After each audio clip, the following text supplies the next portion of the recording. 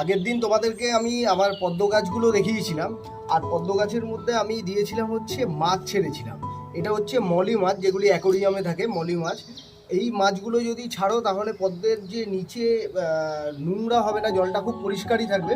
তো আগের দিন অলরেডি আমি এখানে ছেড়েছি মাছ কিছু, আর আজকেও কিছু মাছ এনেছি, আজকে ছাড়বো। এই দেখো, তো এইভাবে কিছু মাছ আমি ছেড়ে দেবো। এই মাছটা ডিম দেবে।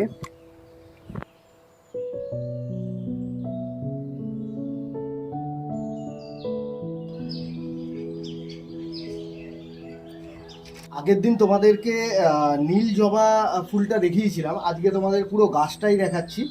গাছটা প্রায় আমার হাইট হয়ে গেছে, আর এই দেখো ফুলটা ফুটে রয়েছে।